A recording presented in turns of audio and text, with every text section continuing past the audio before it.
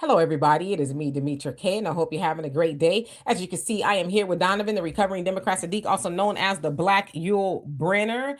So today we are going to be talking about Kamala Harris uses MLK, Martin Luther King Jr. As you guys know, today is the holiday that is being celebrated for his birthday, but his birthday is actually January 15th, but they celebrate it federally in some regards, I guess, the third Monday of the month of January, so which happens to be today. But she made this speech a couple of days ago, but I saw it and I wanted to kind of show it to y'all in part, and we can have a discussion about it.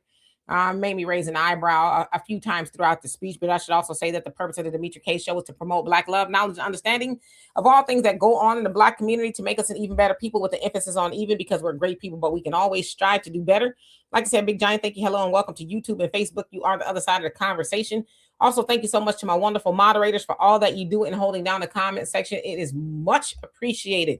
So, Donovan, how are you today? I'm doing great. Beautiful weather here in Southern California. It's pretty hot today. Average, I think it was 76 degrees here today. Beautiful. Not a cloud in the sky. Really enjoyed it. Did some yard work. But hey, for time, let's get into it. If you guys want to continue to have these great conversations, we have a scrolling banner at the bottom. We have a scrolling banner at the bottom, and you could donate to the channel. Like I said, Demetra, sometimes she gets a little thirsty, a cup of coffee here and there, a little Gatorade when she goes to the gym. You guys can donate via Cash App, PayPal, Venmo, cash, money order, however you guys want to do it. Also, things are heating up. We are getting into silly season. What is silly season? It's political season. So the way to keep up on what is going on during the silly season, the political season here in the United States, is the African Diaspora News Channel app. You can get it on Google Play, Apple Store. It will tell you a lot of things that are going on around in the diaspora, especially what is going on during election time. I want to say hi to Empress Sunlight. Good to see you, Sunlight. Good to see you. But it's a great way to keep up with what's going on around in the diaspora. Because remember, Demetra, when we were in the last election cycle, I think it was the last midterms, it was no voting, no bucking, or whatever it was, and people cha-cha on the lines and stuff like that. And of course, the Democrats had the power, and they opened the borders unscrupulously, and here's where we're at today. So the African Diaspora News Channel app, you can get on Google Play and Apple Store. Yes, indeed, and absolutely. Hello once again to everybody who else came on here while Donovan was talking. We have Mad Dog. What's going on with you? Simply Sandra, what's going on with you? Beverly, how are you? Diane in the building. Hope you're doing well. And the Orange Pill Nurse, how you doing? Well, he says, but now y'all said she wasn't Black. Now y'all want her Black. Laugh out loud, complain about anything. Hey, brother Jonell, how you doing? Hope you're doing well. Vendetta, what is going on with you? You better stop. Don't be calling ice on Kamala. Anyway, let's go ahead and get into it. So, of course, you guys know that again, it is Martin Luther King's birthday celebrated, not his actual birthday. Again, it's January 15th. But the government allows people to celebrate it, except for in my neighborhood, because we were thinking that Monday is our normal trash day. So we didn't set the trash out. And then all of a sudden we hear the trash. We're like, wait a minute, what? And it was like, oh, yeah, we forgot. At Texas, I guess they don't care. They don't celebrate Martin Luther King's birthday. And the trash came, and, we ran out there. When I say we, my daughter ran out there really quick to put the trash out so that we didn't forget. But it's like, wow, and she says, you can tell the Black people on the block because we didn't have our trash can out because we thought it wasn't coming. But, Texas is like, we don't care about that Martin Luther. Y'all fill in the blank. Y'all know what they call him. But anyway, so today is the official federal holiday where some people got the day off of pay. I'll say. Oh, and real quick, I want to just give a quick trivia. I know you guys, or some of you guys, enjoying your day off, and you should enjoy your day off, but a Republican president is the one that signed the MLK Day holiday into law, and that president was the infamous Ronald Wilson Reagan. Absolutely. Signed it in 1983, but it did not come into fruition until 1986 because it went through some hoops and fires at Congress and things like that. Of course, we know Arizona and South Carolina were the last. South Carolina 2000 was the last to say, okay, you twisted our arm. We'll go ahead and, honor MLK Day and all that other stuff. So anyway, of course, during MLK Day, there's a copious amount of parades, and you have a lot of politicians and pastors, everybody, they'll recite speeches. I Have a Dream is one of them. So this particular day, Kamala Harris, on the 16th of this month, she went to Chicago, of all places, during the interfaith, event that they had, where they had a whole host of people. Sounds like she was the keynote speaker, invited by that of Mayor Brandon Johnson, and she, paid homage to J.B. Pritzker, the governor of Illinois, and things like that. And she also said that on that particular day, she was going to go see Jesse Jackson. Of course, you guys know, I think he's about 88 years old, and he's ailing and things like that. But she decided to say a couple of things during her speech. Now, I sped it up for the sake of time. I cut off just the beginning of, the salutation and things like that. But you guys are going to hear what she has to say. So here we go. Reverend Dr. Martin Luther King Jr. loved America. He loved our country, and his love was not passive. His love was not patient, and it was unconditional. Dr. King loved our country so much that he dedicated his life, and in the end, it was taken in a fight for America's highest ideal, the ideal of freedom. Dr. King believed that to love your country is to fight for your country, and the spirit and meaning of Dr. King's work and words helped fuel, over all these years, our enduring belief in America's promise. I got into Chicago late last night from Memphis. And while I was there, I spent time at the National Civil Rights Museum at the Lorraine Motel. Standing there, one cannot help but feel the weight of the stakes of what Dr. King confronted.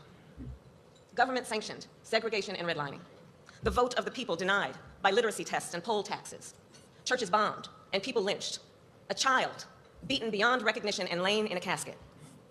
Hear what we understand about that moment. Hate and fear were being weaponized by the powerful to terrorize those they saw as powerless.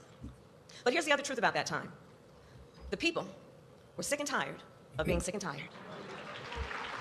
And so at lunch counters and on buses, in classrooms and in the streets, Dr. King and the leaders of that moment reminded the people of their power, reminded them that it doesn't have to be this way, that the power of protest, of organizing, of the collective can change the course of our history and our country and its history.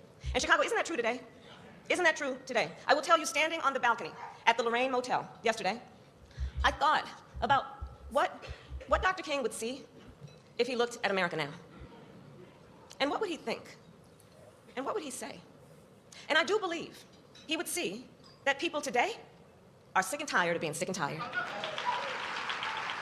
When the president is rigging congressional maps to cheat, when he called a court and crafted a court to gut the Voting Rights Act, to silence our voice, when he incites distrust in our election infrastructure so that people won't vote, well, folks are sick and tired of being sick and tired.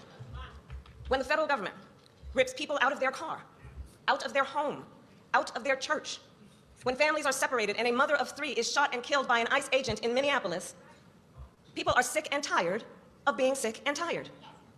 When our differences are treated as danger, when neighbors see one another as the enemy, and when social media and misinformation take hold of our lives and the lives of our children, well, people are sick and tired of being sick and tired. When rising costs and stagnant wages force working families to choose between rent or medicine, between childcare or groceries, between dignity or survival, people are sick and tired of being sick and tired. And when the President of the United States calls the civil rights movement, quote, reverse discrimination, we are sick and tired of being sick and tired. Now, I know many people in our country are feeling overwhelmed right now. Isolation and loneliness have led to despair. A long broken system has fueled cynicism and, yes, apathy. And people are rightly angry and profoundly frustrated. Far too many have resigned themselves that, well, I guess it's just gonna be this way. All while those in power attempt to divide the American people, attempt to make us distrust each other, to turn on each other, all while having us believe we are powerless in this moment. But let's pause for a minute to see the echoes of history. Yes, the threats we face, but also the power of the people. Let us see, like then, this is a moment, not to throw up our hands, but a moment to roll up our sleeves. to organize, to register people to vote, and to speak and act with truth, power, and conviction. And I look around this room, I know the people of Chicago, well, you uniquely understand that the fight requires courage. It requires stamina, and it requires commitment. It requires us to show up even when we are sick and tired, because we are sick and tired. So to the leaders here, I say, let us continue to be clear-eyed. They may want us to be afraid, to be divided, to be silent, but we won't give them that satisfaction. We will continue the fight with determination, with resilience, and dare I say, with joy. Wake up, Donovan. You stupid, I can't stand you. So, do you want to go first or you want me to go? Okay. So anyway, again, that was former Vice President. I'm going to stab him when I see him, I promise you. That was former Vice President Kamala Harris there again at an interfaith event in that city of Chicago. And I thought, wow, Chicago of all places, right? She says, y'all understand the unique situation. Is like, yeah, Chicago does. Well, that's a different story for right now. So anyway, I want to reiterate, she says, just talking about Martin Luther King, she says that we have to fight for our country. Then she referenced people, right? She says people who were, strung up by a rope. I don't want to say the word again. Disenfranchised when it came to voting, terrorized, the bus boycotts and the sitting at the lunch counters and the protest and the marching, right? She says people, and it's like, no, it was Black Americans, right? Now, yes, during Martin Luther King's Jr. speech, I have a dream. He mentioned other people one day we'll all, and I'm paraphrasing, right? We'll all be able to get along and this, that, and the other, the Jews, the Gentiles, this, that, and the other. We won't be judged by the character of our skin. But he was saying we, one day, everybody else, in a sense, will see us, as human or whatever, because he was going for civil rights and human rights, I guess, in some regards. But those people were Black Americans. But then during the latter part of her speech, she talks about, ICE and what they're doing in Minneapolis and what happened to Renee Good. Of course, she never mentioned Keith Porter, what happened to him in LA with the ICE agent, right? Again, he was on his porch New Year's Eve. And he was, firing something in the air, as a lot of people were, per a lot of testimony. And the ICE agent that was off duty decided to leave his home and take Keith Porter's life. And he gets an honorable mention at best when it comes to what ICE is doing to American citizens. Renee Good was an American citizen. She was also a white woman. Of course, we hear more people reference her because I guess that's where the headlines is. It's American as apple pie to hear about a Black man having his life taken. And, it's a shoulder shrug. But when it happens to a white woman, it's oh my God, let me clutch my pearls and let me talk about it indefinitely. Then, she talks about the misinformation. It's like, well, I'm sure there's a lot of misinformation out there, but what exactly are you speaking of? Right now, she talking about on the right, MAGA, or she talking about on the left? Because of course, new Black media have been accused of spreading misinformation, disinformation, and a whole host of other things. But yes, when I hear her, talk about the things that Martin Luther King was talking about, and that she didn't even mention the people he was talking about, I said, see, that's disingenuous right there, because it was Black Americans, and to the stuff that Dr. Martin Luther King was fighting for, that in turn actually helped everybody else. We hear Dr. Claude Anderson talk about it a lot, right? The civil rights movement that was supposed to be for us, and Coulter talked about it. Civil rights movement was supposed to be for Black Americans, but everybody you can think of, and there wasn't that many immigrants in America at the time when Martin Luther King, was fighting for civil rights for Black Americans, but somehow that got co-opted, which is why Dr. Claude Anderson tells us not to call ourselves minorities, people of color, marginalized people, because everybody else in that dichotomy or whatever it is, they get all that there is again. And we're like, well, that was kind of for us. So then you hear somebody like Kamala Harris, and she's a very smart lady. I don't care what nobody says. She knows what she's doing. You mean to tell me when you said people, you couldn't say Black Americans? You couldn't say who he was really fighting for? Right now, again, everybody else has benefited from it. But as I said yesterday, the Trump administration is right now, in my opinion, the great equalizer, because everybody could get it, But for her to get up there and again in Chicago of all places, and they're doing what? A lot of the Black residents in Chicago are trying to flip it red. Well, some of them are, right? Chicago Flips Red, the group Sister Jessica Jackson we had on here last week, Danny C, Zoe Lee, and a whole host of other people, right? They're trying to flip it red because they're tired of the benign neglect of the Democrats. And we know that Chicago is very blue. It has been blue for a very long time. The Democrats just have a strong hold on it, but they were like, enough. We are no longer going to continue voting for a party that will not do anything for us. And so you're there in Chicago talking about, oh, you guys understand? Of course they do, because that's where a lot of the immigrants, illegal immigrants, I should say, were sent. They were sent predominantly to the black neighborhoods, getting all that they could get. And Kamala knows because some of these governors sent some of the illegal immigrants to her doorstep, but they didn't stay there long. But then you got Mayor Brandon Johnson, who to this day is fighting to keep them there and spending a whole host of money and all kind of stuff. Him and J.B. Pritzker and all the other Democrats, they're fighting against ICE. And, they've won some battles in the federal court in regards to, Trump sending, ICE agents and things like that there. But it's funny because you're fighting for illegal immigrants, but you won't fight for Black Americans, and you holding the MLK Day, interfaith, whatever it is, and you bring Kamala on there as a keynote speaker to talk about MLK, the people he was fighting for. But then y'all really said to this day fight for illegal immigrants. To me, that's a slap in the face.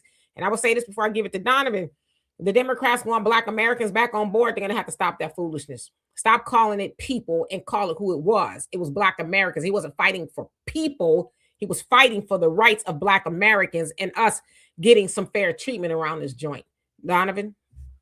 You ain't saying but a word there. Have you guys seen the signs in some of these protests with all the white people and stuff? And they're talking about immigrants built this country. I mean, they love to take our narrative and make it make it for themselves. So I took some notes as she was talking there, and I want you guys to understand this. And a lot of these immigrants do this, legal or illegal. They take our story as if it's theirs, and then they twist it like they, were in the march, whatever. Oh, my parents fought in the civil rights. Not saying that they didn't, not saying that they did, but what they didn't make them a Martin Luther King. You know what I mean? Kamala's trying to make it seem like her parents were just down for the cause. And that's just not the case. That is just not the case at all. And by the way, it's just amazing to me with all notice she didn't mention anything about all the corruption that is going around the country in these Democratic enclaves. She hasn't mentioned one thing about the corruption and the Democratic within the Democratic Party that is actually taking place. And by the way, here in California, not that it matters. She just bought an $8 million mansion. So she's telling you, she's telling you guys, we, like she can identify with what you're going through, not making your rent, not doing this, not doing that, right? She was the second powerful person in the world for 4 years. And now she's worried about sick and tired. Weren't you guys sick and tired 4 years ago? There was a greater president in the 1980s that I referenced before as we started this program. He got elected based on a statement that he made. And he just said, sum it up quickly.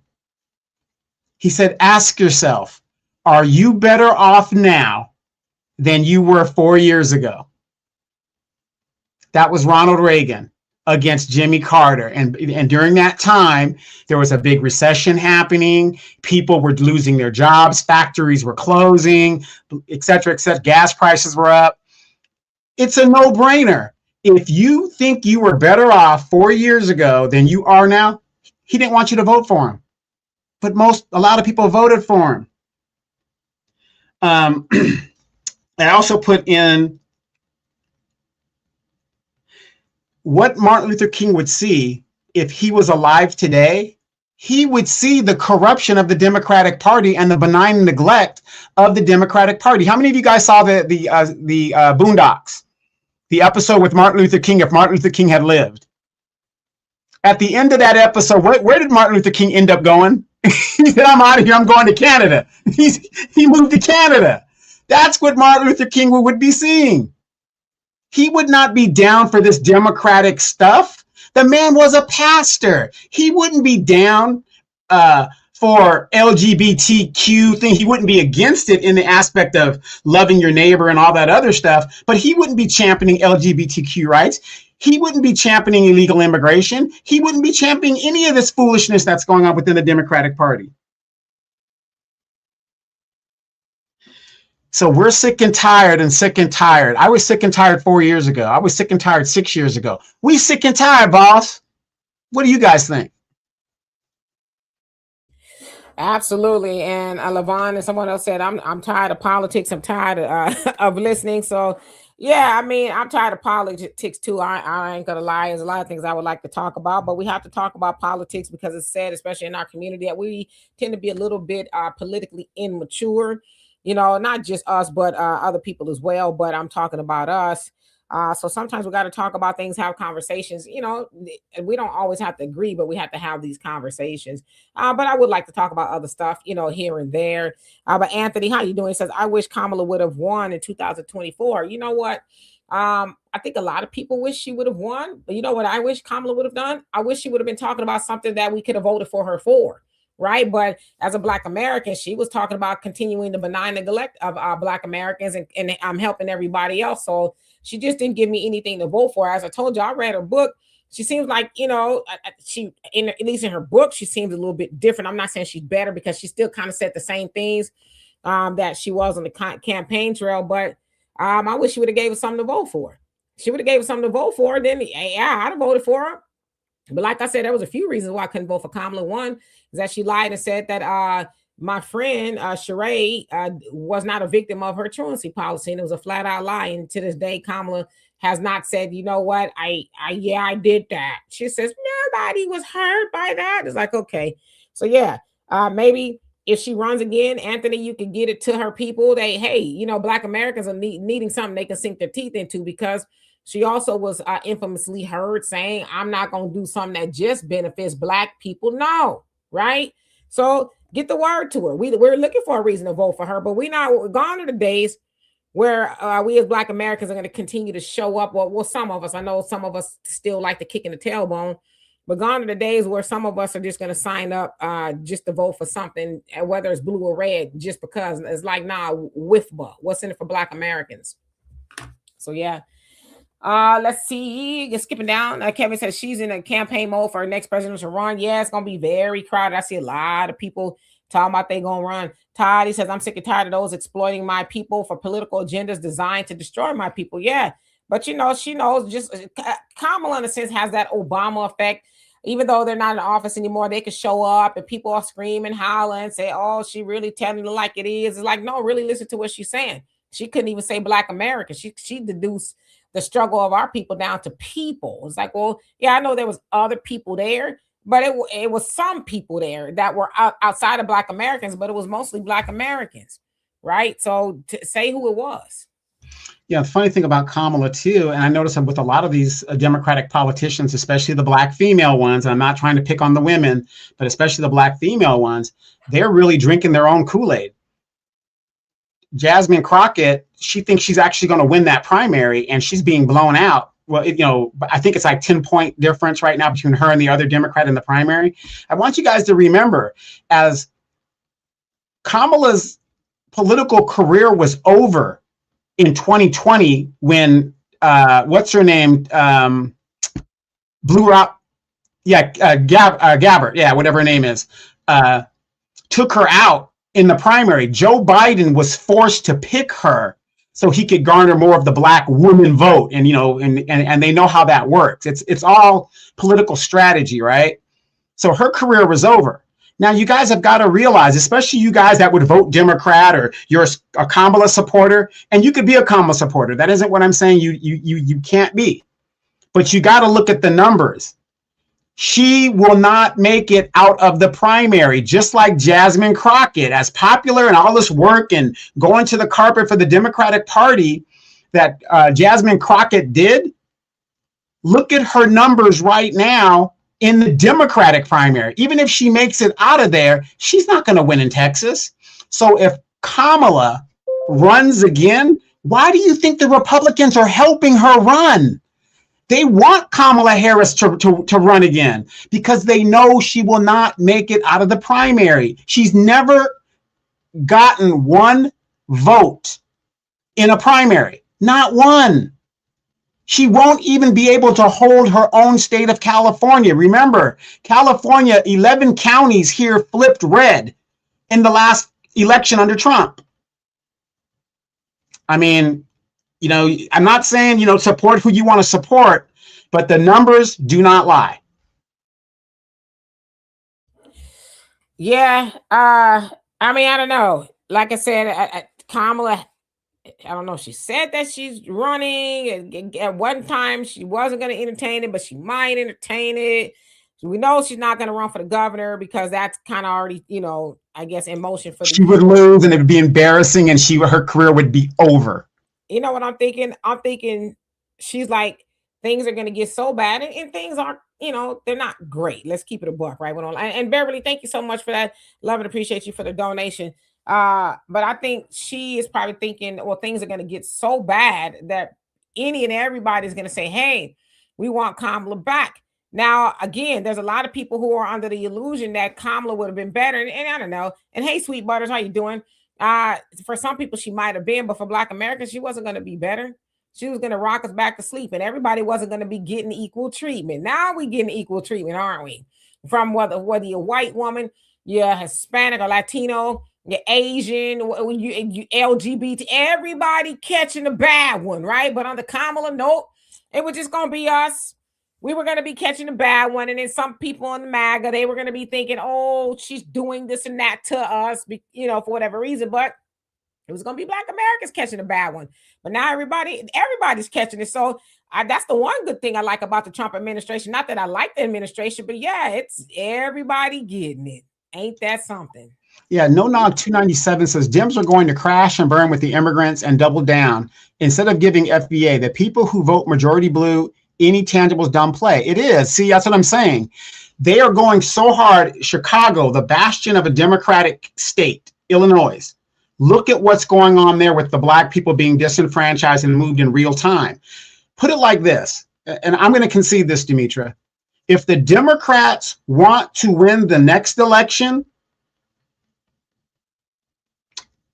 tangibles for Black people, get it done now. Get it done now. All they've got to do is do for Black people, and they will win. As a matter of fact, I was reading something yesterday, late last night, where the Democrat of DNC has even admitted they have a Black problem. And what they mean by a Black problem is they're hemorrhaging Black votes. Now, if you lose Chicago, the city of Chicago within itself, that voting block, that's a lot of electoral votes right there within the city. So they have a Black problem, and they know it, but they refuse, once again, they refuse to do anything to uplift Black people. But yet they will go hard in the paint for people that aren't supposed to be here? Huh? Yes, indeed. Elizabeth, how you doing? It says hello, Demetra and Mr. BYB. I think that's and it's Donovan. He says, this is my very first time catching you all live. I just want to say that because of all the lying and cheating and stealing, I'm sick and tired of these no good politicians. Yeah, absolutely. That's what they do, right? Politicians, they lie, and we fall for it as the American people. We fall for it, we believe them, and then they get in there and do everything but what they said they was going to do, right? So I totally agree with you. Black Rose, you say Obama, Kamala, Westmore, Brandon Johnson, Adams, and he's no longer in there. Zoran Mandani, he says, and Bass, just to name a few, are not FBA, but have brought much harm to FBA, always using FBA history to benefit others, but not FBA.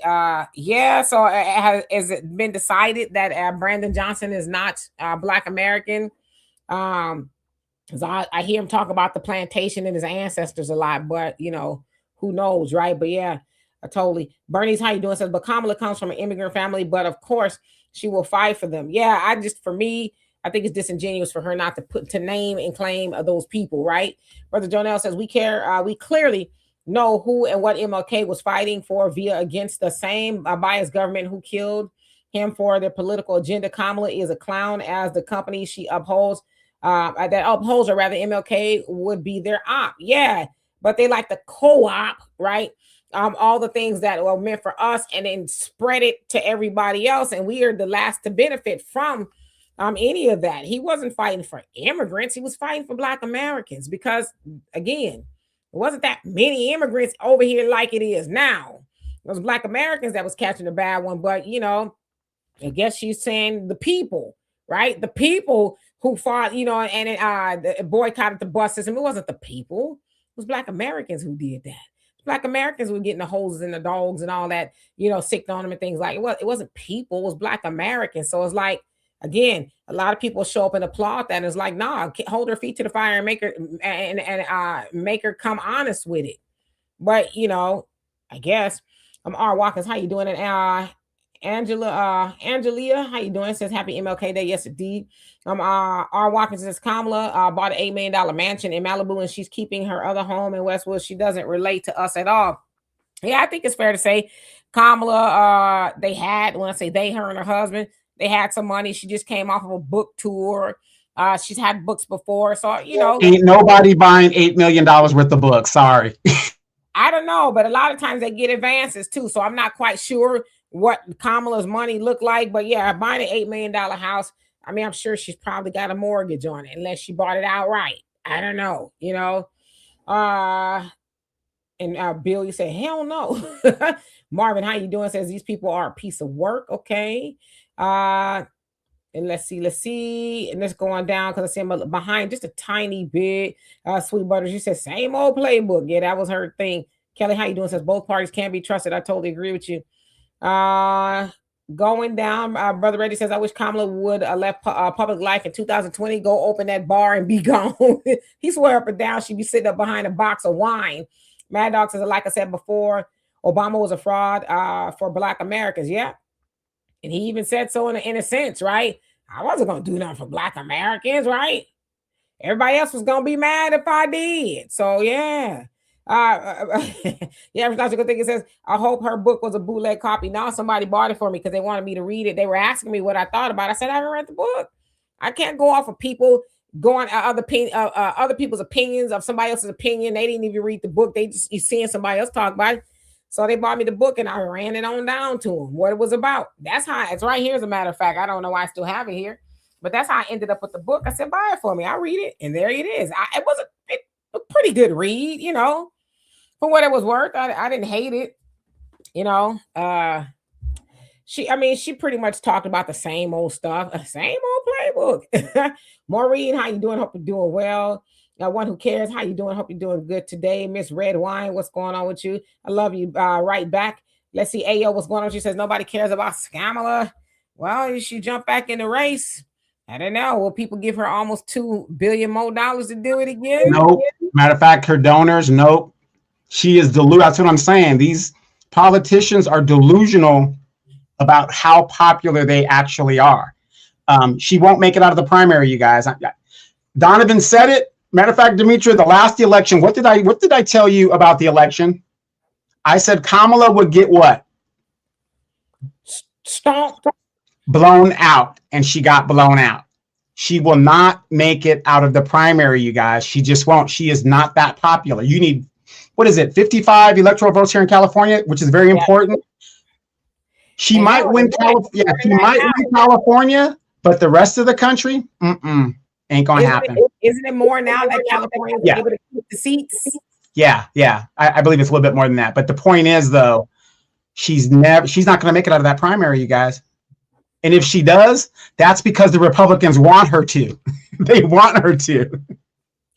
Yeah, she hasn't. I mean, she's done in her other races that weren't on the federal level. But Sister Sunlight says, what exactly was in her book that changed your opinion of her as a politician? That book was written afterwards, and she displayed what she displayed is that she's cosplaying a liar. No, I didn't say necessarily change my mind. I think I just kind of reading the book again. Things read differently than people, I guess, in a sense, are in real life. I just think if she was that personality, I think she would have been a little bit more likable. But I've always said, even reading that book, that she suffered from the Obama effect, and that Obama's probably a little bit more down to earth, but he was afraid of making white folks mad. And I think the same thing was for her, in some regards. So I don't know if I necessarily have a change. My opinion of her as a politician didn't change. I think personally, I see her differently because a lot of times you don't see them personally. She seems like she's a little bit more down to earth. But I will say in her book, just kind of from the things that I saw happen on the campaign trail and the things that she talks about, it looks like there was a lot of sabotaging of her going on from within her team and obviously outside of the team. So she was fighting a battle on both ends. And even Trump said that she should have never allowed the Democrats to throw her in like that. He said it. He said she should have said no because she was not prepared, and she was already fighting uphill battle. And in this book, she kind of conceded that, like, yeah, I mean, Joe Biden was doing stuff. I mean, he put on the MAGA hat, and it was just a lot. So she was always working backwards. So yeah, I think it was a lot of sabotaging going on. I agree with you on that. And also, you guys got to take in the consideration. She won't make it out of the primary. If she does, it's going to be a blowout at the national election. So just like it recently was, no matter, talk about she needs more time. But you guys are also not figuring in the one big factor. What's the big factor? White women. If Hillary Clinton couldn't get elected, who was the most qualified person ever, male or female, to run for president, you think they're going to let a first generation immigrant get into that position? Ain't going to happen. It's not going to happen. That is the phantom menace, is that white woman vote. And we know how reliable they are when it comes to, things that are issued for them. Yeah. No, how you doing? Since they putting all the eggs in the basket and the eggs in the immigrant basket, and it ain't going to work. They have conservative values and think they are white or close to it. Their values are more Republican. Yes. And that's to my point. So white women, I don't know how much they showed up for Kamala, but the immigrants, or I say the Latino, they still voted for Trump almost as much as they voted for her. So it's like, even to this day, the Democrats are getting up there fighting for, and I say legal immigrants, not the immigrants that are here legal, but legal immigration. So it's like, y'all people, but then the other part of that too, especially Latinos and other immigrants, they're like, nah, you illegal immigrants ain't coming over here and getting it when I have to get it the right way, right? So there's a lot of rift between them in regards to that. But the people who will benefit from her presidency, they won't even show up to vote for her. The Republicans, the men, they constantly telling the woman what she can and can't do with her body, and white women, they sound good, just like they did during the women liberation movement. I'm burning my bra. But then they go home to that white man, right? Even though he says, you don't have no control over your body. We do. We're going to make laws to where you can't have any say so. And if you go and do something that you aren't supposed to do, we're going to put you and the doctor in prison. And they still show up to vote for them. So they like it here. Let's see. And Brother Jonell says Kamala will never be president. She'll do better running for a Santa Claus. You crazy. Rodney, how you doing? Hope you're doing well. Let's see. Brother Randy says Jasmine crying for Renee makes perfect sense. Renee was a part of the alphabet mafia. That's who Jasmine supports, plus illegals. Yeah, I couldn't believe it. I have to look at that again when she was crying. Locke, how you doing? Hope you're doing well. Sonovia, what's up with you? Says my parents and grandparents, and the list goes on, were diehard Democrats. And what did they get for their vote? Nothing. And unfortunately, a lot of people show up to get more of nothing again, right? I think that the Democrats will flip one of those, whether the House, probably not the Senate, I don't know, remains to be seen, but I think they'll flip at least the House, because I think a lot of people on both sides are like, okay, that's enough trumping, okay? That's enough trumping, because the people that's supposed to hold Trump accountable, they're not doing it. There's a lot of yes people, but do you see some Republicans that are starting to say, okay, it was cute when we thought we was really going to take this country, by the horns, and we was going to ride it down and force the American people to do this, that, the other. But they like, okay, you ain't going to be in office no more after this. We trying to be here. So we're going to, talk about, getting health care for people and things like that. But before, they was like, nah, we riding and dying with Trump, but not so much now. They like, and that's the point. When a president's in his second term, he doesn't have to keep any of his promises. And I don't know why these representatives are so afraid to put him in check. He's done. He's finished. Yeah, but see, and I think a lot of them are starting to wake up. And he says they have it built in that we're on the bottom. Absolutely.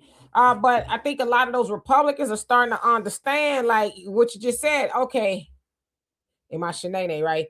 Trump, this is his last term, and he gonna take us all to hell with him, because he already said he ain't going to heaven when he was asked. So he gonna take us all to hell with him. He can't run again. We can run again. And we also heard him say, hey, Republicans, ram all this stuff through, because we might be going to jail, right? They're gonna impeach me, right? Because they're mean, they're nasty, they're evil. You talk about the Democrats, right? So I think a couple of them was like, why he sitting up there talking about y'all need to ram all these bills through before we go to jail? Because my second question is, or first question is, what are you doing to go to jail, sir? Are you doing something? So I think a lot of them was like, you ain't sending us with you if you go, right? So yeah, a lot of them was like, that was fun, but there's real consequences to the things that we're doing here. So yeah. But you know, it's funny how people forget that sister girl white woman would have made a difference in the election for Kamala Harris. She would have made a difference. And when I mean sister girl white woman, not just those, it's also those that identify as white women, being the Hispanic vote and all that other stuff. But again, why is it's something for Black people where we just look at these white people and we just give them all this trust and, that's my girlfriend, we good, and this, that. I was always taught by my mom, they smile in your face all the time. They want to take your place, those backstabbers. You never trust these people. They don't have a history. They don't have a history of being trusted. But yet we go in there time and time and time again. And that's what I'm saying. Jasmine Crockett and her thinking these white women got their back. Roe versus Wade, when Trump did that, where were the white women there? Where's the outrage? You see what I'm saying? But we fall for it over and over again. That is the Phantom Menace y'all better be paying attention to.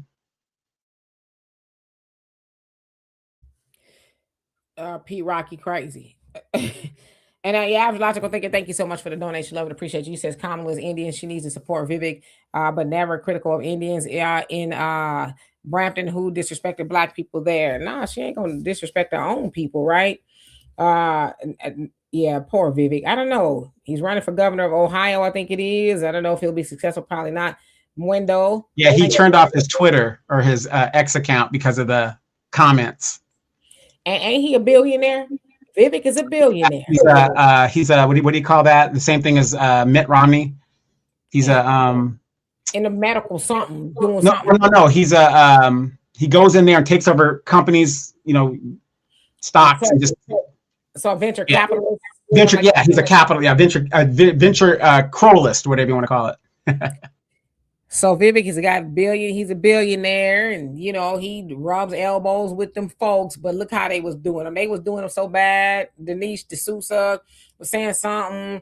A lot of his people was like, "Wait a minute, now I thought we were talking bad about Blacks together. You're not supposed to do it to us." And they was like, "Man, some of those videos and things that them folks were saying about him, I was like, wow." Some of those videos about them being, street vending, I was like, come on now, y'all doing a little too much. Yeah, and the thing is, especially those of us that are parents and stuff, when you send your kids to these colleges, I want you to go to those colleges and think about this. Here in California, they have a specific office for dreamers. It's a specific office for dreamers, but yet you don't have anything for Black people who are the least financially stable to go to a college. Think about that. What is going on there? So these school boards and the college boards, you guys, a lot of parents don't even know that those specific offices exist for those people, and they get all the resources and support that they need with our tax dollars. You know what, Brother Reddy, is funny. I was thinking about Roland the other day, not because I was fantasizing about him, but I was thinking he's been very quiet. I haven't seen him on my timelines or anybody talking about him. I don't follow Roland, but I haven't seen anybody talk about him. Like, he's been kind of quiet. Where has he been? Because, usually you'll see or hear about him being on the scene. I don't know, has he gone to Minnesota? I don't know. Like I said, I haven't seen anything about it. Has he mentioned anything about Keith Porter, Renee Good, or any of that other stuff? I don't know. Is he still with us? But you know nothing, Simple Simons. But No, I'm just saying I haven't seen or heard anything about Roland Martin, so I don't know. Is he good? I don't know. Maybe he's just. I think he's fighting that check. I guess they called that check back, and he tried to cash it, and it didn't go through. Or it bounced. Lockie said, "Remember, I'm not going to do anything just for them because they're black statement in that interview. Yeah, and she, she didn't back up off of that. And of course, there are some people like Al Sharpton and them. Well, she said she was going. She's, for reparations. Like, nah, she kind of had a tiny conversation about the study of reparations, but she said what she said the first time, and that's I'm not going to do anything just for black people now. So she said what she said, and we believed her. Ain't that what Maya Angelou said? People show you who they are the first time, believe them. So yeah, Ryan, how you doing? It says peace, respect. Hell no, sir. What Hillary DOC HC qualified pin on that? Okay. Sister Sunlight says if she thought that Biden was going to really support her after she called him a bigot and a predator, she's not that smart. Remember, Biden had allegations out there. God knows what happened. Yeah, and Jill Biden, and she talked about this in the book. Jill, Joe Biden's wife, she was salty. She probably salty to this day. Kamala said we weren't invited to 4th of July. Said they never were invited. I guess traditionally, presidents don't invite the vice president, but she said she wasn't invited to where her and her husband would just do 4th of July with the Secret Service and their security detail. But she said they were finally invited when Joe Biden tapped out. They wanted to bring him over, and Jill Biden ripped her husband a new one. Took him upstairs and went off on him, is what she said, right? She said, I could tell that Doug, that's her husband's name, he was visibly shaken by how, I guess, Jill Biden talked to him. But yeah, she never forgave Kamala for calling him a racist and other things. So yeah. And you also got to think about this. When a person is so quick to accept a nomination of somebody who saved your political career, that's backstabbing in itself. You can't trust that person. You just can't. I saved your political career, and the minute that they ask you to take my spot without consulting with me first, you jump at the chance. Opportunist. Well, and it's just in my assessment. I don't, and like I said, I don't have anything personally against Kamala. I think Kamala unfairly gets the blame for the backstabbing because we know that it was Nancy Pelosi and a whole host of them that twisted Joe Biden's arm. He didn't want to get out, right? It was the oligarchy. Let's call them that, the oligarchy, not the Ola, but the oligarchy. Sloganize him. Stop sloganizing. Yeah, all of them. They was like, "Hey, Joe Biden, it's time." He didn't want to do it. But yes, your Nancy Pelosi, she put the muscle on him because Nancy is the muscle of the Democrat Party. She just is. I know she's not running anymore, but she is. And so they told him it's time for you to step down. But I think, unfortunately and unfairly, Kamala got the blame for that. Now, she explained that, and it makes sense. I ain't got to lie to kick it on Kamala or nothing like that. It makes sense. She, knew all the talking points and all that. She's second in command with 107 days to go. Who else were they going to put in there? Now, they could have probably put somebody else, and maybe they would have won. I don't know, but should have done a primary, even if it was a quick one. That's what they should have done. But it's like you and I on this show. Yeah. If something happened to you and you got too old, which you're getting up there, the rabbit's getting old, baby, and I got to take over your show, that isn't a good look for me. It's kind of like LeBron James and Bronny James. It isn't a good look that you're coming in and I'm not that good. You know what I mean? So she should have known better. She should have known better. I think because Kamala has higher aspirations. She's run for president once before. She probably thought, okay, this is that coochie could only get you so far, Demetra. And you know what though? Like I said, every time y'all mention Kamala Coochie, I'm gonna say she need to write a book on how to get to the top because ain't no broke sucker ever been in a room with Kamala. Probably ain't ever smelled it, looked at. It's none of it, right? So if she gonna write a book, she need to write one on how to get to the right one, so where you get to where you need and not have to bring home 50% of the rent. Okay, now, so yeah, yeah, so she has aspirations of being president. So she probably thought, okay, this is going to be easy. Everybody hates Trump, right? We done did this hate campaign. Trump's this.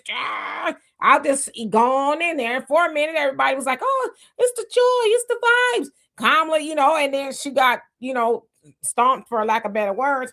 So when you have ghetto artists and city girls out there and non-credible people like Steve Harvey, I'm gonna give her a layup. That's why I'm gonna give her another one. And just arrogant within itself. $20 million you go through in 107 days? and you're going to be in charge of the money in this country. And we see that you come from California, and we look at California with all the homelessness and the foolishness that's going on and the missing money. Oh no. I mean, like I said, in all fairness, I mean, Trump has some ghetto people up there as well, right? People just, I don't know. Amber Rose, was she any better? She showed her whole snatch or the lack thereof on Instagram, right? And got that photo. It's a lot. So I guess, yeah, Kamala, and I agree with Trump on that 120%. I agree with him. You let them use you. He said she should have never, and he was vehement about it. She should have never allowed the Democrat Party to use her, and they did. And so, will she ever be president again? Probably not, because, like you said, she blew through all that money. And then you got a lot of the black folks who still can support her, like your Rollins and all them. She gave them peanuts compared to what she gave everybody else. There were some white firms that got millions, and they got 100,000s. To sit up and give her that softball interview energy. And look where it got them. And when it comes down to it, without those super donors, you can't run a national campaign without the money. And nobody, it's kind of like what's going on in the WNBA in the negotiations that they're doing. How do you go up there and say that you deserve this money, and these owners have been losing money for 30 something years? You know what I mean? So without those donor money, no donor is going to give her another $20 million or $20 billion, whatever it was she spent. And then wait, she spent all of that money and did way worse than they predicted she would do. She got stomped, did not get one swing state. Nobody's going to invest in a person that did that route. You had your chance. Next up. Yeah. She blew through a lot of money at this thing. She would just, she had a lot from what she was saying. There's a lot of handlers. A lot of those people were Joe Biden's people. So they just kind of switched over to her campaign. So she was working backwards from the very beginning. So it might have been better for somebody else to get on in there. But yeah, that Kamala was sabotage. And I think the call was coming from in the house. They did a lot to trip her up. Sweet Butter says they only choose black women with white husbands or white wives, right? Black women with white wives.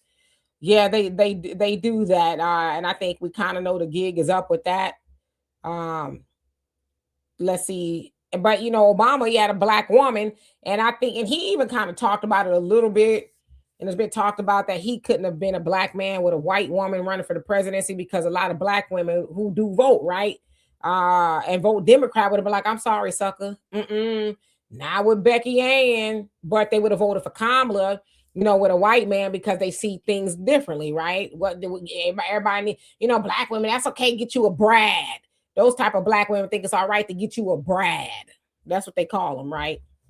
Or get you something new. Slim Slammer, what's going on with you? Quan, what's going on? He says, I personally don't consider Kamala a black woman. They white supremacy use her like a black woman. Nothing new under the sun. Thus, black women, this should be a true wake-up call about white supremacy. Yeah, they use people who can cosplay. Mark, how you doing? Says she just playing the black card. Say it loud. I'm black and I'm proud. Yeah, I think they have a lot of them who do that. Even black people, about black politicians who are truly black. I know, like I said, I think they all kind of go to that school of speaking, like a Baptist preacher. You better thank a union member, right? Or you listen to Ralph Warnock, he sounds just like Obama if you close your eyes. And some of these cats in Memphis, the Justins is what they call them. They all kind of sound the same, and they know that plays on us emotionally. Ooh, they sure is preaching what they talking about. I don't know. Remember Hillary Clinton? I sure is not tired. Remember, she was reading that book, and she was reading that poem, and she went into her, or was that the barbecue hot sauce? Well, is it working? Yeah, she was telling it straight. The hot sauce in the bag, and Charlamagne said they're gonna say you pander. She says, "Well, it's working." Right, like Roland told her to learn how to do the wobble. You would get a lot of votes if you learn how to do this. And he literally said that. It's like, my God. Black Rose says FBA is your Democrat city council that created these sanctuary cities. Vote them out because legal people don't need sanctuary cities. You're right about that. Sunlight says she just bought $8 million house. Maybe she does need those donors, or she doesn't need those donors. Yeah. For a national campaign, remember they gave her $20 billion. $20 billion. A national campaign, you need money. $8 million, or let's say she has 30 million. You mean that ain't gonna cut it? Yeah, I'm sorry, $2 billion. That ain't gonna cut it. Yeah, that ain't gonna cut it. For a national campaign, you need billions. Yeah. Corey says who for 2028. I mean, it's 2 years away. I guess by what next January or maybe even the end of this year, we'll start hearing about who's serious about running. I don't know who would be a good candidate. I hear Gavin Newsom's name is in there, but then they said he got he was on what's the guy's name? Ben Shapiro, I think his show. And he was saying some things that a lot of people are like, wait a minute, can't really say I'm on here, but he kind of raised an eyebrow some of the things he was saying. Mark Kelly, they're saying Senator Mark Kelly, that he is now, talking about it, especially since what's his face? What's the dude? The Secretary of War. Yeah. Hegseth talking about docking his pay because he told the military not to obey illegal orders. Now Mark Kelly is suing. And so now people are saying, okay, Mark Kelly, and he's the husband of Gabby Gifford is her last name. Yeah, Gabby Gifford. Gabby Gifford was shot. The one was shot. In the head. So there's a lot of people saying, well, Mark Pritzker. That's why he's losing all that weight. Oh, JB Pritzker. Yeah. I don't think people really want him, but Mark Kelly, a lot of people are saying, yeah, I go for that, right? Because he's standing up against the Trump administration, stuff like that. So it just remains to be seen on the Republican side. Hell, if you ask the MAGA Trump, Trump is he ain't going nowhere because it's Steve Bannon said, oh, he's not done. He's just getting started. It's like, is he even gonna be here, like above ground? In I don't know.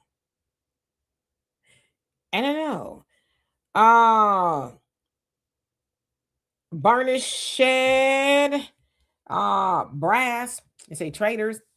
And ma'am, how you doing? Says blackface in the high places. Yes, indeed. King Noble says watching Roland dance for Hillary was such an embarrassment. He was dead serious too.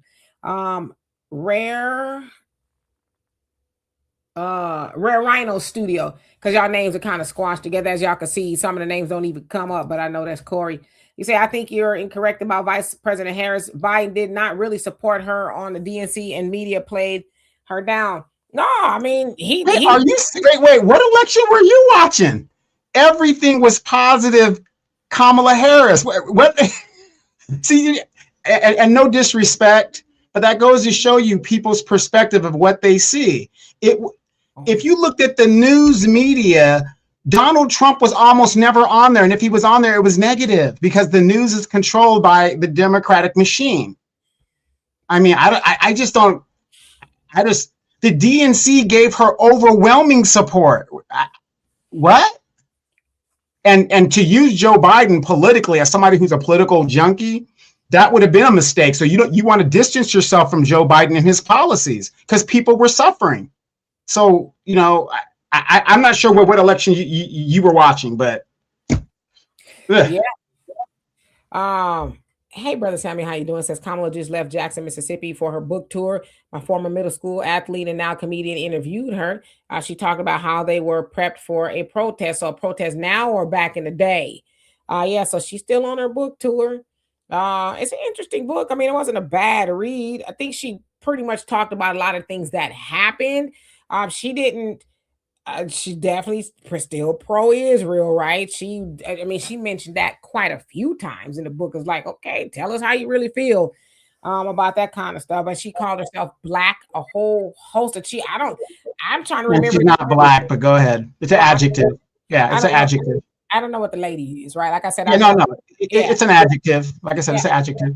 I'm telling you what the lady said, okay, in the book. That's not what I'm saying, is what she said. That she might have mentioned Indian a few times, but she mentioned herself being black.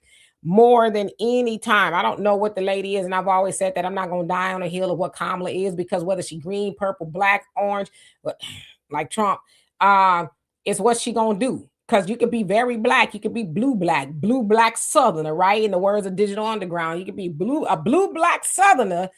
And there has been some blue black southerners that's not done a damn thing for black Americans. So I think, and for me, I just thought it was kind of silly for people to spend time on that. If she lying about being black, she may be. But if she was black, she's white or whatever, is what's she gonna do for us? She's already said that she wasn't gonna do anything specifically for us.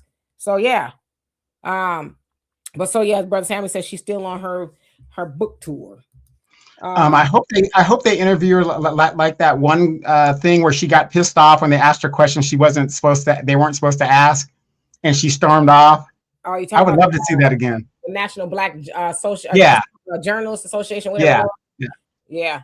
African Native says instead of donating to either political party, we should create a relief account where every Black American donate $1 per month, which will generate approximately $40 million per month. I totally agree with you. We can buy, in a sense, a candidate, because that's what most people do.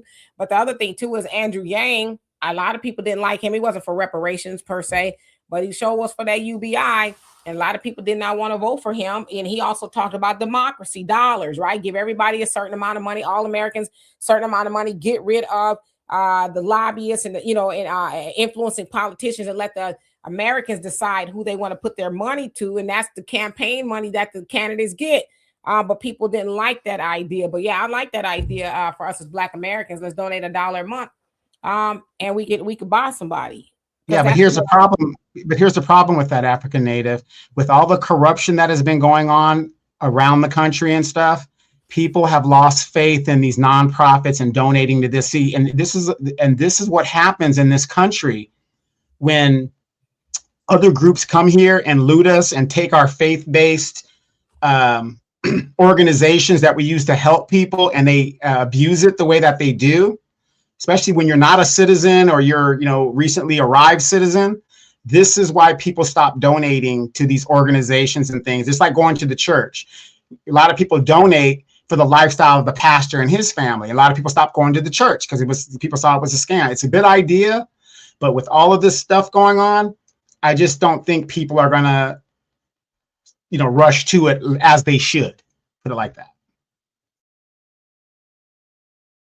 I think that they would, and we have to have somebody, obviously, that we trust. Nobody like a known politician to do it. But I like that African Native that relief count could also help build Black-owned hospitals and universities, and that's what we're actually been called to do. So what you're saying is the blueprint. We've been told that to pool our money together and build our own stuff. Dr. Claude Anderson says that's how we buy, in a sense, into politics and the police department, courts, and things like that. So you're on to something. We should be doing that. So you're 100% right, and it can be done. Our people used to do it before, And then we got hoodwinked with this, civil rights thing. Classic. How you doing? So shame on her. Moves, what's going on with you? Says, yeah, they're back. Celebrate. He says, good to see you back, Demetra and the Black Yule Brenner. Absolutely, yes, indeed. And we are happy to be back. Orion says this is the time to govern yourself and move accordingly in contracts. And our brother Salmon says the protest now. I believe Kamala's people told of one that just occurred in New Orleans. So okay, so they were talking about one that's going on now. I wonder if Kamala will be there. Sister Sunlight says she claims all this sabotage, yet after asked repeatedly to separate from Biden, she wouldn't. Yeah, I mean, I from what she was saying, I could see the sabotage. And she didn't necessarily say it was sabotage. That's what I deduced from reading the book, that it was sabotage. Just some of the things that, were going on. It's kind of like they were kind of making it hard for her a little bit. Certain things she didn't want to do, but they was like, no, we got to do it type thing. So that was just kind of what I abstracted from reading the book, that it was some sabotage that went on. And listen, I don't have to lie on Kamala or any of that kind of stuff. I know a lot of y'all don't like Kamala. I'm one of those people. I don't know Kamala personally, so I don't have an opinion on her personally. I have an opinion on her politics. And from what I read, yeah, the lady was sabotaged. But because I don't like her politics, I'm not gonna lie to fit a narrative. Because everybody else, I'm just telling you what I read. Now, I'm a pretty good reader, I think. Well, and I think Kamala's a smart woman. I'll give that. She went to Howard, whatever. And I agree with you. I do believe she was sabotaged because she's a member of the Democratic Party, and the Democratic Party is a white supremacist organization based on keeping black people at the bottom with a military arm known as the KKK. So it is feasible that they would sabotage her. They're not going to sit there and stand and have to take orders from this adjective black woman and see her be president. They'd rather see racist Donald Trump be president than her. Of course they sabotage her. I can believe that.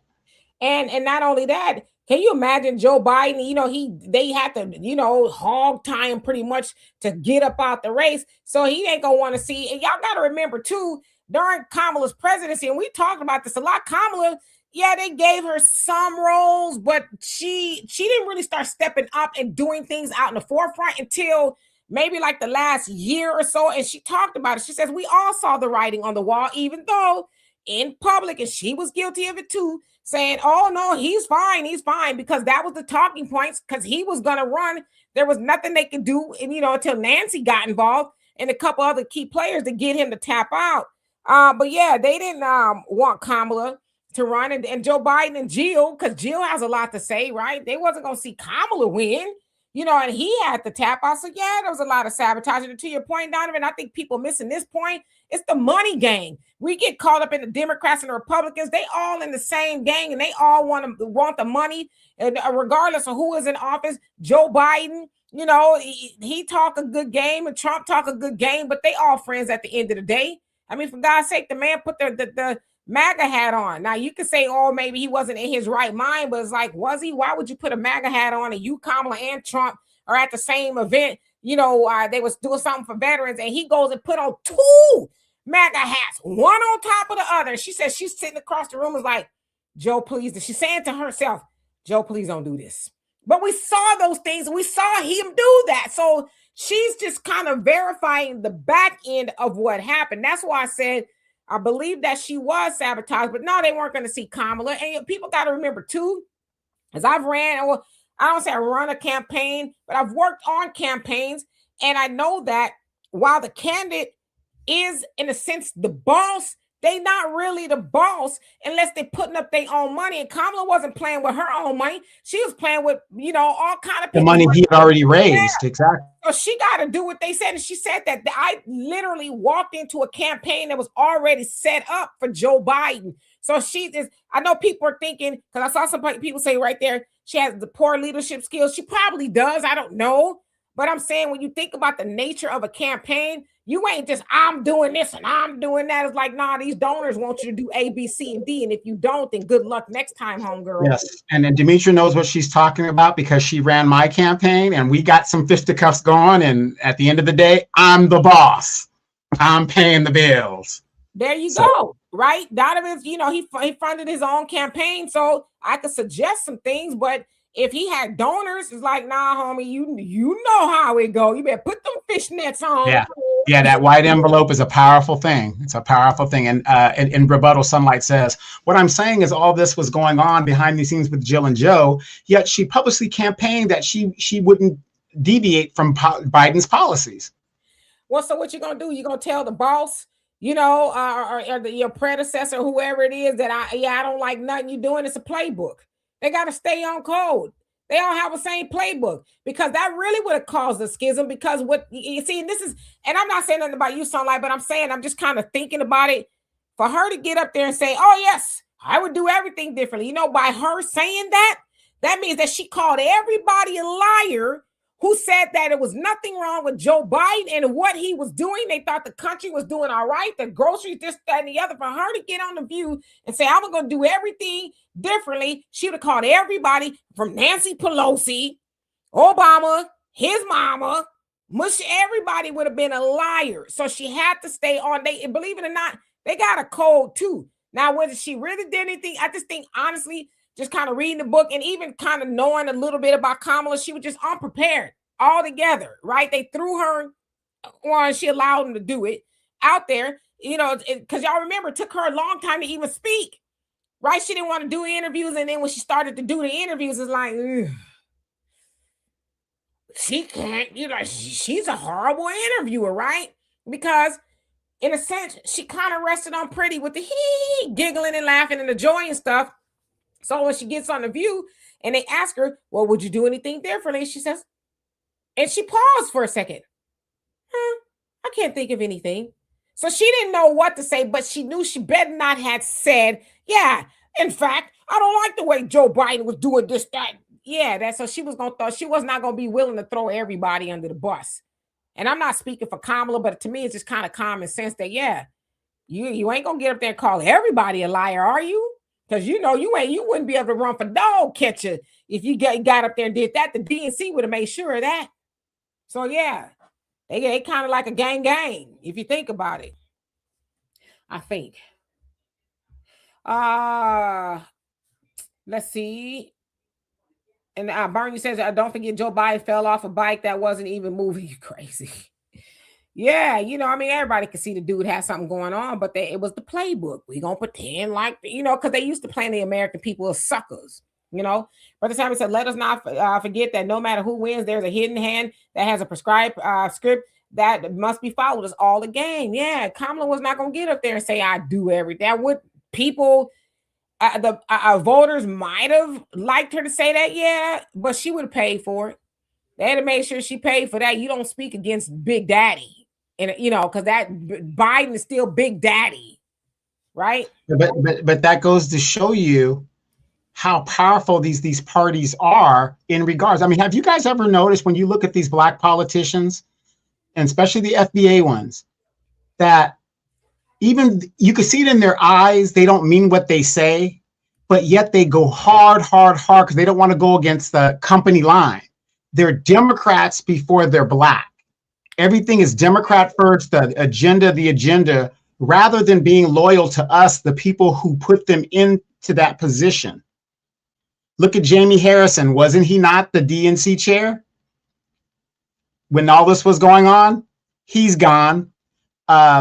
Nancy Pelosi stepped down after they lose power. Isn't that strange? And then she gives it to this Timo Obama, who looks like a stupid clown. I mean, did you guys see how this works? Because one thing we know about white supremacy, once they're done with their tools, they break them every time. And Kamala ain't stupid. Yeah, Sister Sunlight. So it says basically, damn if she did and damn if she don't. She know what's up. Everybody know the rules of the game. Not the game, but the game. Everybody know the rules. You know what you can and you cannot do. And you just got to play along, right? I don't care where it is. There's a system in everything. There's a way of going. Donovan to tell you, being in the military, I'm sure there was things that he saw, but he's like, I seen it, but I ain't going to say nothing because we got rules, right? It's the game. It's gang activity. So Kamala knew, yeah, she probably would have done some things differently, but she knew better. She knew better. They don't have these esoteric societies for nothing. That's why they secret societies, because there's things that you should never talk about. You just go along with it. Otherwise, it may cost you your life. And we've seen that unfold, right? They still trying to figure out who did what to JFK. And depending on what you believe, he got off script. Right? He was talking Ron Brown, whatever happened to him under Clinton. Then his plane crash. So you see what I'm saying? So them people know that you take some sort of an oath, right? You pinky swear or whatever it is. You take all this to the grave. You just shake your head. Mm-hmm. Yeah, I can't think of nothing. When we could all see like, damn.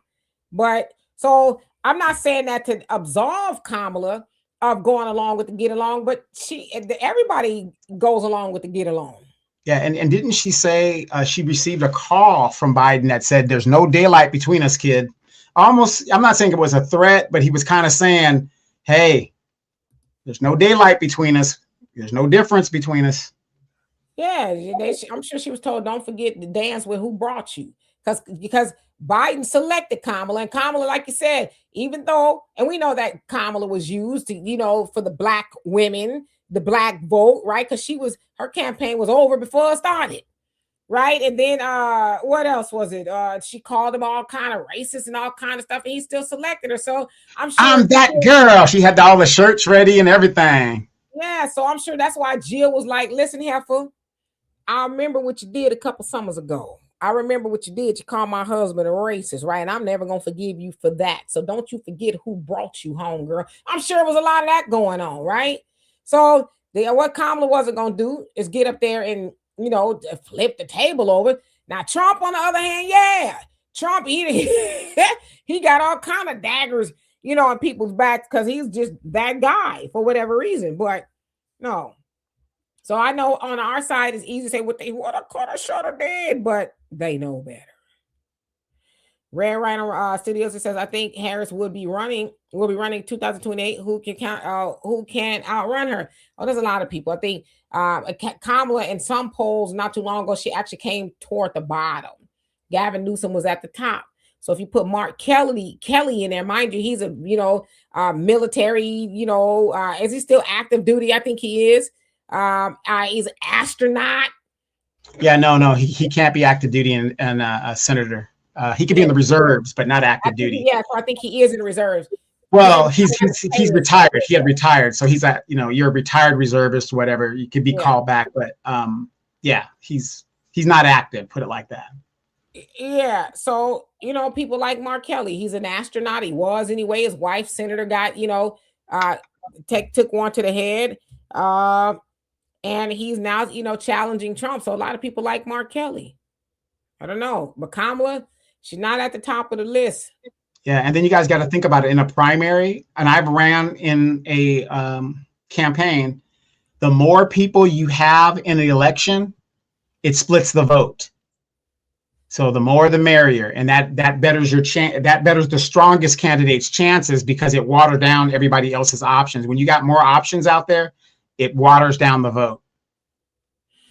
Yeah. Hey, brother Don, you say what happened? You said, oh, Mossad. Okay. We can't really have those conversations on here like that. The Outsider Sports says the black vote asked for Kamala. Yeah, well, most black voters voted for Kamala, so that's true. Miss Red Wine says what they say, they are selected, not elected. Yeah, well, she was definitely selected. I think the Democrats knew the Democrats weren't going to win, and they used Kamala, threw her under the bus. They knew she would get trounced, and they didn't care that her rest of her political career would be ruined. And, she took the bait when she should have just said, I'm good. Let somebody else do it. But why did the Democrats know they were going to lose? Because of their policies, open borders, LGBTQ, all this craziness. It's, just use some common sense in your stuff and maybe you would win. I mean, look at Gavin Newsom now. He's sounding more, he's moving more to the middle than he is to the left now. Just going back to common sense, And he said something about Kamala too that they mad about. I'm trying to think, what was it he said on that podcast with Ben Shapiro? He asked him something about her. Something she said about, abolishing ICE. So Ben Shapiro says, yeah. So what do you think about Kamala saying she would abolish ICE? And he says, and I forget what he said, but he conceded that Kamala said it. She didn't necessarily say that.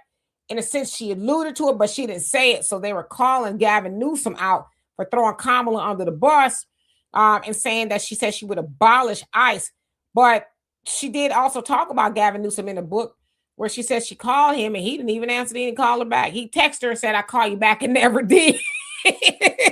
So, it doesn't seem like Gavin Newsom is a Kamala fan either. But to your point, Donovan, he's moving to the middle. And so some of that means throwing her under the bus.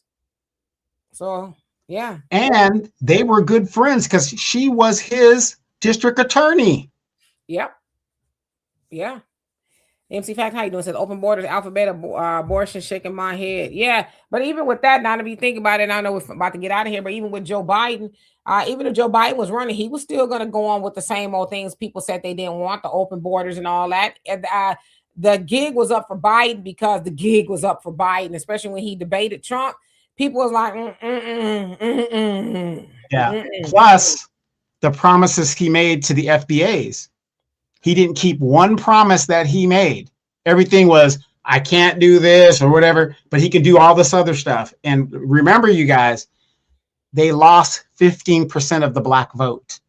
combined between black men and women. 15%. That is significant. A Democrat cannot win an election if it's 90. They have to have 90% or above. I think it's 92% or above to win overwhelmingly black support. They lost 15% of the vote. I knew it was a wrap at that point. When the polls showed that, I said, it's done. We're done. Yeah. Let's see. Sweet Butter says Kamala was a crash test dummy. Yeah, it's exactly what she was. And I don't know. I think she just probably had ambitions of being a president. She thought it was going to be a cakewalk. I don't know why she thought that, but I think everybody around her knew it wasn't going to be. Just get her to do it. You know, remember that old school cereal commercial? Let Mikey have it. He'll eat it. Mikey likes it, right? The Life cereal, and Mikey liked it. Kamala was Mikey. You know, she was Mikey in that sense. Get her to do it, and she did it. And it's sad if you think about it, because maybe in her mind she really thought she had a chance, but just kind of reading the book and then seeing what unfolded is like, yeah, they was all playing in her face. You know. But just like Bronny James and any of these people who can't run on their own merit, you know, you look more foolish. Yeah, your dad had this dream to play basketball with his son in the NBA. You're not good enough for the NBA. Even the greatest player that ever played the game, Michael Jordan's son, did not make the NBA. But I have more respect for those guys because they didn't use their daddy to get them in. You see what I'm saying? You got to make it on your own. And she should have known, regardless if the offer is given to her or not, hey, thanks, but no thanks, because it doesn't look good when you're handed something when everybody else has to work for it. I just think she thought here's my time to shine. I just really think that's what it was. Again, just kind of reading the book, from what she was saying, she, you know, thought she had it in the bag. And even on election night, she said her husband and everybody else knew that she wasn't going to win just by the results. And she said even within, she was, you know, still kind of hopeful. And she says that everybody was just kind of in shambles. How do we tell her that not only are you going to lose, you're going to lose bigly, you know? So even to that, the last minute, she thought she had it, right? Surely that I'm going to win. Yeah. And everybody thought she had it because, again, the news media and the outlets, oh, Kamala's ahead by 20. She's taking this one. I remember that night I called you and I said, it's going to be a blowout.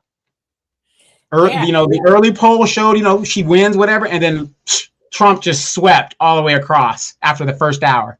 And now, mind you, her people knew that, even her husband, because, you know, he was on the team to some degree, but she was the last to know that she got her tailbone kicked in. She, to the last minute, thought, well, surely okay, we'll get the next one. Yeah, well, when you bring endorsements from Cardi B and Meg Thee Stallion and Beyonce, these are entertainers. They're not talking about anything the average person could relate to. And that's where the white woman that was doing her campaign, and I remember they did a round table. They went to some podcast and some of her campaign people were there, and they were like, well, you know, that is just, you know, we wanted to go the hip route, you know, the hip hop. Those people you don't run a campaign. You don't run a hip hop campaign for the president of the United States. Yeah, MC Fact, I actually was going to ask that question, but I forgot because I'm getting old, but I agree. He never said he was going to do anything. He said, you have my back, I'm going to have yours, but that's very vague, right? But he never made Black Americans any promises at all. Well, he did promise a federal commission on policing, never got it. He did promise that. He did promise the George Floyd Voting Act. We never got it. So on, so forth. So there were some promises that he made that he just did not come through with. Yeah, I think once he got in office, but before he got in, not much. Lynn, how you doing? Says, this is the same Kamala as vice president under the Biden administration repeatedly told us the border is secure over and over again. Yeah, and they finally made her go out there. And she says, don't come here. Stop coming over here. And they was like, lady, move out the way. Mm-hmm. And remember the Lift Every Voice plan? Whatever happened to that? Mm-hmm. See, that's what I'm saying. Nothing. We got nothing. Everybody else benefited from the black vote, but black people specifically got nothing. Because remember, he went back to the black leadership and he said, remember when I told you this? Forget it. We can't do it. You know, he just reneged on everything that he had said. Yeah, he said, kiss my butt. That's pretty much, you know, what he said to him. Hey, Lily, how you doing? So, yeah, you know, will Kamala be successful as president? I don't think she will. Will she try to run again? Yeah, I think she might, you know. Big money in politics. Yes, she's going to run, get all this money, but you guys, she's not going to make it out of the primary. And if she does, that's because the Republicans want her to.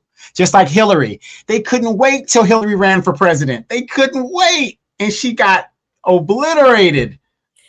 And the other thing, too, is like, my thing is, y'all saw Trump 3 times, right? He ran for president 3 times, won finally, you know, on the 3rd time that he ran or whatever it is. But see, if I was on any of their campaigns, I'm like, this fool is unapologetic. He gonna say what he want to say. He gonna do what he want to do, right? And I think a lot of people just voted for Trump because they was like, he looks like a boss, especially when things seemed like it was falling apart, whether it's the grocery store, whatever it was. Now Trump, you know, he actually has made a lot of things worse. I mean, let's just keep it real, you know. But it's gotta remember, people, it's all about appearances. I hate to say it, you know, the people do judge books by their covers, and per Trump's cover, you know, he was gonna get the job done. Now, is he doing some things? If people say I voted for this, yeah, he's doing some things, but for the most part, Trump is like, listen, I talked a good game to get up in there so I can get what I need, but at the same time, everybody getting the reckoning. Yes, they are. I don't care what color you are, what gender you claim you are. Everybody's getting the reckoning, right? So that's what I like about the Trump administration. But it's been prophesized. We knew that this was going to happen. This is the fall of America, and we're witnessing it in real time. You know, he talking about he getting retribution on where's the Nobel Peace Prize commission, that wherever it is.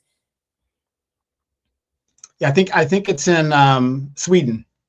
So, something like that. So he talking about a retribution on them because they didn't give it to him, right? And it's peace prize, but you got all these damn wars and bombs dropping all over the place, so it's kind of contradictory. So yeah, you know, we are witnessing the fall kidnapping world leaders. You want the peace prize? You kidnapped the sovereign leader. This fool stole a whole country and talking about stealing some more, right? So we're witnessing the fall of America. I'm cryptic. It's Finland. African native says it's in Finland. I knew it's one of those two. Yeah. It's one of those. So yeah, he talking about getting some get back on them because they snubbed him for the Nobel Peace Prize, right? So I say that to say, I know things look funky right now, but it's funky for everybody. But usually it's just funky for Black Americans, but it's funky for everybody. And that's why I like the Trump administration. Not that I like the Trump administration, but everybody got to have a come to Jesus moment, especially what they call the minorities, right? I'm not calling us that, but I'm saying the minorities, not the minorities, the other minorities. They're saying, oh, man, we've been firing on Black Americans all this time. They've been our nemesis, and we've been blaming them for everything. And now we're like, hey, Black Americans, y'all really want to try this unity thing? It's like, no, not yet, because there's things we got to get going. And if we're going to unify with you, you got to help us get what we want first. That's the way it's going down. Now, should there eventually be Black and brown unity and Black, brown, and yellow unity? Yeah, that's the way it's always been. But you got to remember that Black, the brown, the yellow, the red, they all got the same enemy we got. And his tricks have been working. Been telling us that we are each other's enemy because he already know he outnumbered all over the world. The world ain't white, it's brown, right? So even in America, they trying their best to keep us a schism between us fighting and everything so that we don't get together and ultimately do what is for us to do. So we're watching this all unfold, but as student minister Ishmael Muhammad said, ain't no need for us to try to do nothing. The only thing we need to do is, do for self. But as far as us getting out there and trying to change the trajectory of things, nah, it's already going down. Ain't nothing you can do about it. All you do is just sit back and watch.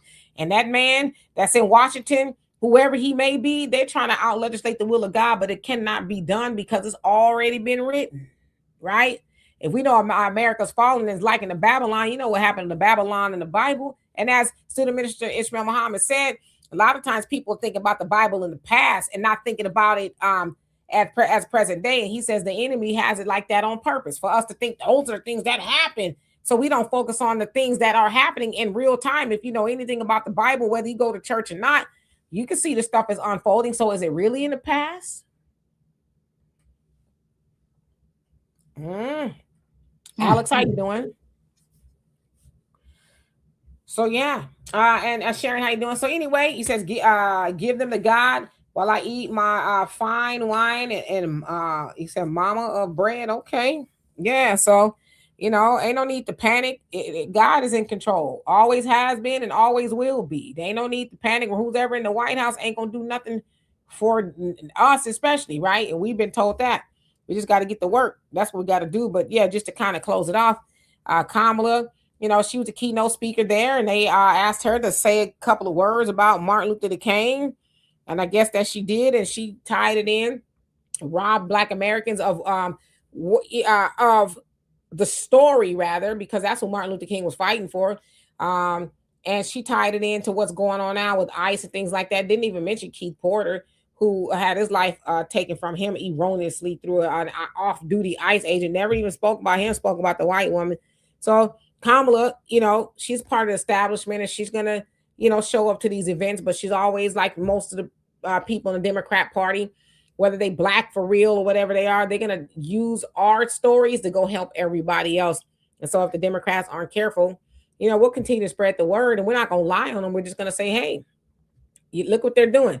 They're still practicing benign neglect of Black Americans. They're using our struggles, our stories, whether they like in the KKK to ICE and all this other stuff. They're still going to use our struggle to try to help everybody else. And guess who's going to help them do it? It's going to be us.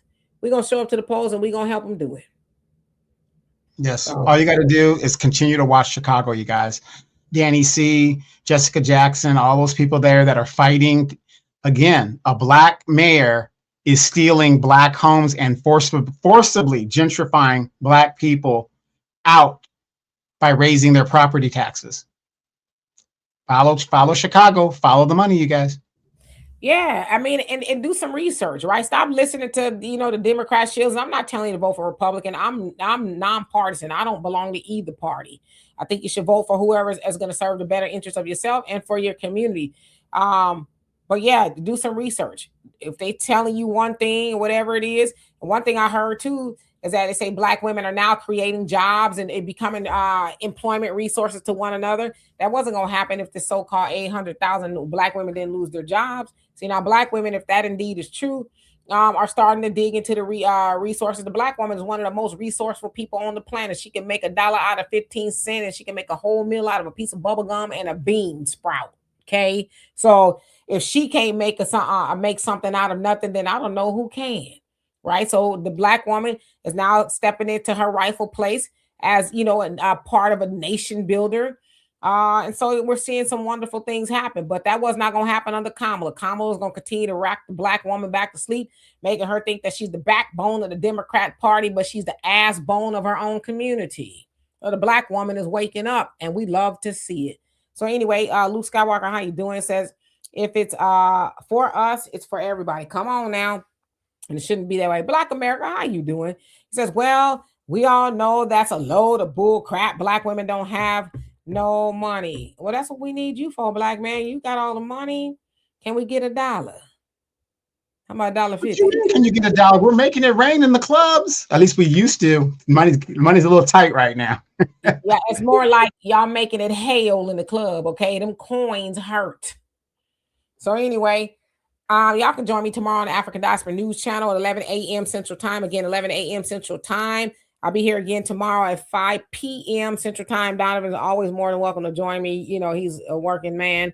JB, how you doing? Says exactly. Keep our money in our communities too. Stop spending our money with the lineage of evil. Come on now. So anyway, love and appreciate every last one of y'all. We're going to get out of here. Bernice, did I say hi to you? Not hello. He says, scripture says, come out of her, my people, and be ye separate. Absolutely. Peace.